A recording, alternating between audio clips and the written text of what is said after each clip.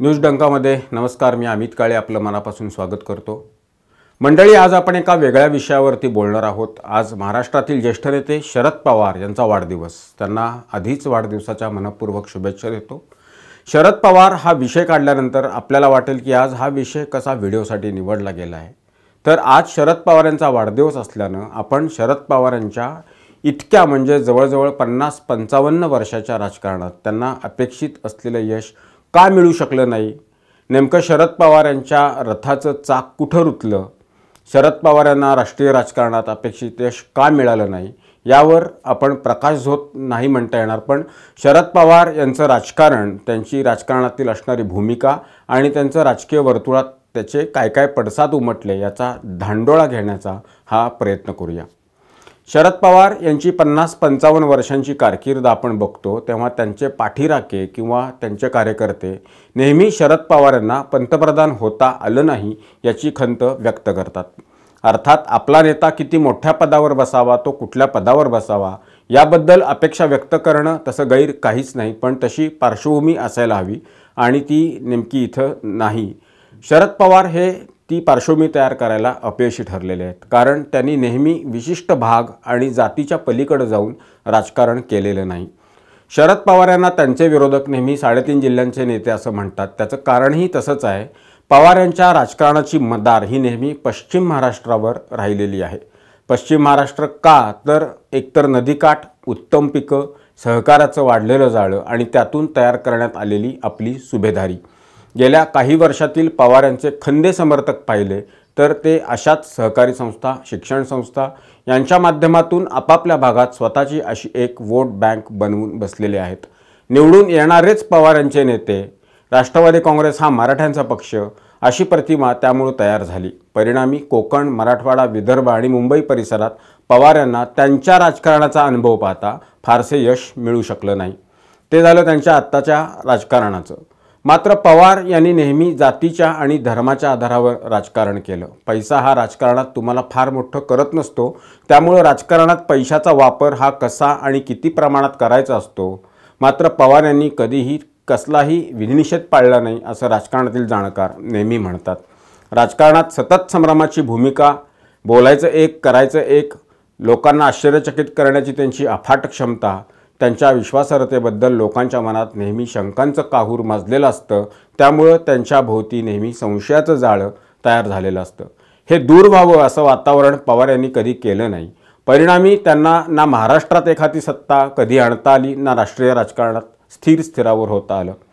राजीव गांधी यांच्या हत्येनंतर नरसिंह राव यांच्या विरुद्ध पवार यांनी पंतप्रधान पदासाठी दावा केला होता, दंड थोपाटले होते। मात्र दिल्लीमधील लोकांच्या, विशेषतः गांधी घराण्यात जो त्यांच्याबद्दल अविश्वास होता, त्यामुळे अक्षरशः विजनवासात गेलेल्या नरसिंह राव यांना संधी मिळाली आणि पवार यांना संरक्षण मंत्री पदावर समाधान मानावं लागलं। आत्तापर्यंत त्यांनी 2 वेळा काँग्रेस सोडली। 99 मध्ये काँग्रेस अध्यक्षा सोनिया गांधी यांच्या परदेशी असण्याच्या मुद्द्यावर त्यांनी काँग्रेस सोडली आणि राष्ट्रवादी काँग्रेस पक्षाची स्थापना केली।